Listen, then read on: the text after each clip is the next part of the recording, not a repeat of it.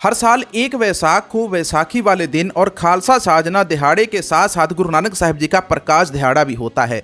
लेकिन पिछले 100 सालों में जैसे जैसे विपरवादी सोच सिख धर्म के अंदर पैर पसारती गई, वैसे वैसे ऐतिहासिक दिनों और सिख धर्म के अपने प्रचलित नानकशाही कैलेंडर के अंदर फर्क आता गया। आखिरी बार गुरु नानक साहिब जी का प्रकाश दिहाड़ा खालसा साजना दिवस के मौके के ऊपर कब मनाया गया, बहुत कम सिखों को पता होगा। लेकिन आज भी ऐसी बहुत सारी सिख संस्थाएं हैं जो पुरातन नानकशाही कैलेंडर के मुताबिक ही खालसा साजना दिवस के मौके पर गुरु नानक साहिब जी का प्रकाश दिहाड़ा मनाते हैं। आज के वीडियो के अंदर आपको पुरातन जन्म साखी की तस्वीरें भी दिखाई जाएंगी और इस दिन के बारे में भी बताया जाएगा।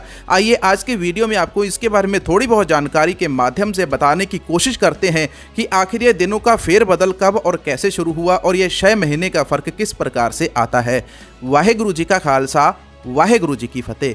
गुरु नानक देव जी के 2 प्रकाश दिहाड़े आते हैं 2 अलग अलग कैलेंडर के अंदर। एक कैलेंडर सिख धर्म का अपना है और एक कैलेंडर हिंदू धर्म का है। अब दोनों के अंदर यह अंतर होना लाजमी है। नानकशाही कैलेंडर जो मूल असल नानकशाही कैलेंडर है, उसके मुताबिक गुरु नानक साहिब जी का प्रकाश दिहाड़ा और गुरु नानक साहिब जी का ज्योति ज्योत दिवस की तारीख बिल्कुल सही है। लेकिन वही पिछले 8 से 10 दहाकों से बिक्रमी संवत कैलेंडर के अंदर गुरु नानक देव जी का प्रकाश दिहाड़ा कत्तक की पूर्णमासी को दर्शाता है। इसके ऊपर एसजीपीसी में भी कई बार बदलाव किए गए हैं। सबसे पहली बात यह है कि आज तक एसजीपीसी जैसी संस्था सिख धर्म की रहत मर्यादा, सिख धर्म के ऐतिहासिक दिहाड़े और सिख गुरु साहिबान और शहीद सिंहों के शहीदी दिहाड़े को लेकर सिख धर्म का प्रमाणित कैलेंडर जारी नहीं कर पाई है। हर साल वह बिक्रमी संवत वाले कैलेंडर के हिसाब किताब से सिख धर्म के ऐतिहासिक दिनों की तारीख बदलते रहते हैं, जबकि सिख धर्म के अंदर सारे ऐतिहासिक दिन नानकशाही कैलेंडर के मुताबिक होते हैं। अब दोनों कैलेंडर को समझने की कोशिश करते हैं कि कौन सा कैलेंडर किस प्रकार से काम करता है। बिक्रमी संवत वाला कैलेंडर चांद के हिसाब से चलता है, जो कभी बढ़ जाता है और कभी घट जाता है, और इसी प्रकार कैलेंडर के अंदर भी दिन कम हो जाते हैं और बढ़ जाते हैं। लेकिन नानकशाही कैलेंडर कभी भी इस तरह काम नहीं करता। नानकशाही कैलेंडर सूरज की तरह स्थिर रहता है। सिख इतिहासकारों ने सिख धर्म के लिए सूरज के प्रकाश जैसा कैलेंडर बनाया, जो कभी भी कम नहीं होता और ना ही ज्यादा होता है। मतलब सूरज एक जैसा रहता है, जबकि चांद घटता और बढ़ता रहता है। कुछ स्रोतों और सूत्रों की जानकारी के मुताबिक नागपुर से एसजीपीसी को फोन आता है और एसजीपीसी नानकशाही कैलेंडर की जगह बिक्रमी संवत वाला कैलेंडर लागू कर देती है, जबकि पिछले कई वर्षों से नानकशाही कैलेंडर सही सलामत चल रहा था। अब इसके पीछे 2 बड़े कारण निकलते हैं। एक तो सिखों को हिंदू साबित करने के लिए कैलेंडर बदले जाए, या फिर दूसरा सिख इतिहास को हिंदू धर्म के इतिहास के साथ मिला दिया जाए। इसको उदाहरण से समझते हैं, लेकिन इससे पहले मैं एक बात यहाँ पर स्पष्ट कर देना चाहता हूँ कि इस वीडियो के अंदर हिंदू धर्म को कहीं पर भी दोषी या गलत नहीं ठहराया गया है। यह वीडियो केवल सिख धर्म के कैलेंडर की बात कर रहा है, इसलिए अपनी टिप्पणी करते समय सभी धर्मों का आदर जरूर करें। उदाहरण के तौर के ऊपर सबसे पहली बात लेते हैं होली की। होली के साथ साथ खालसे का होला महल्ला भी होता है। वैसे दोनों में 1 से 2 दिनों का फर्क होता है, पर कुछ दशकों के अंदर यह फर्क महसूस नहीं हो रहा है। किसी भी धर्म की पहचान उनके खास दिनों, ऐतिहासिक दिहाड़ों, ऐतिहासिक त्योहारों के साथ जुड़ी होती है।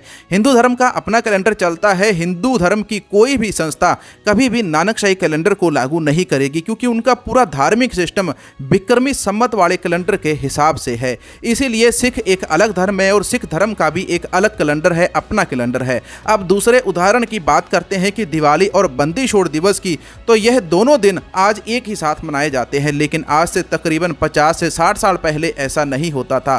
पहले अलग अलग दिन के ऊपर मनाए जाते थे। एक दिन दिवाली तो उसके 2 या 3 दिनों के बाद बंदी छोड़ दिवस मनाया जाता था। लेकिन अब तो दोनों को एक साथ मिक्स कर दिया गया है। पता ही नहीं चलता कि बंदी छोड़ दिवस कौन मना रहा है और दिवाली कौन मना रहा है। हर धर्म की अपनी खास पहचान इन्हीं दिनों के माध्यम से होती है। अगर दिन ही मिक्स हो गए तो धर्म तो अपने आप ही एक दूसरे के साथ मिक्स कर ही दिए जाएंगे। नानकशाही कैलेंडर के अंदर गुरु नानक साहिब जी का प्रकाश दिहाड़ा 1 वैसाख को, या कहें कि 14 अप्रैल के दिन को आता है। अप्रैल महीने में अंग्रेजी कैलेंडर के अंदर 1 या 2 दिनों का फर्क पड़ सकता है, लेकिन नानकशाही कैलेंडर के अंदर कोई भी फर्क नहीं पड़ता है और यह हमेशा 1 वैसाख का ही रहता है।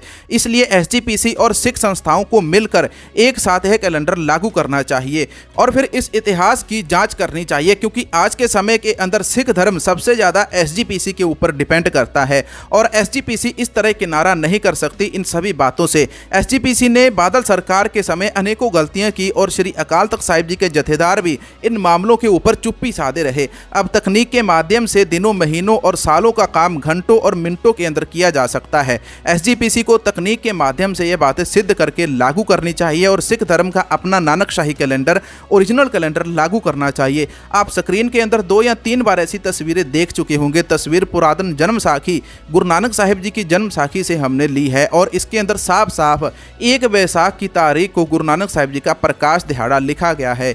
इसलिए अब इस वीडियो के अंदर आपको काफ़ी सारी जानकारी मिली होगी कि किस तरह से विक्रमी संवत वाले कैलेंडर आज चल रहे हैं और नानकशाही कैलेंडर को एसजीपीसी मान्यता कम देती है और इतिहास को आगे पीछे करती रहती है। इस वीडियो का मुख्य निचोड़ यह है कि श्री गुरु नानक साहिब जी का प्रकाश दिहाड़ा 1 वैसाख को आता है, जिस दिन खालसा साजना दिवस मनाया जाता है। और इस बात के ऊपर किसी को भी संदेह नहीं होगा कि पुरातन जन्म साखी के अंदर कोई भी गलत इतिहास नहीं लिखा गया है। वहीं हिंदू धर्म के कैलेंडर से यदि सिख ऐतिहासिक दिहाड़े मनाएंगे तो वह हमेशा आगे पीछे ही चलते रहेंगे, क्योंकि विक्रमी संवत चांद के घटने या बढ़ने से चलता है और सिख धर्म सूरज के समान एक जैसे कैलेंडर को मानता है। जब तक नानकशाही मूल कैलेंडर लागू नहीं होता तब तक ऐसा ही देखने को मिलेगा। सिख संगत को छोटे छोटे समूह बनाकर एसजीपीसी को मिलकर यह दबाव डालना शुरू करना होगा कि नानकशाही कैलेंडर के माध्यम से चला जाए और गुरु नानक साहिब जी का प्रकाश दिहाड़ा 1 वैसाख को लिखा जाए और मनाया भी जाए।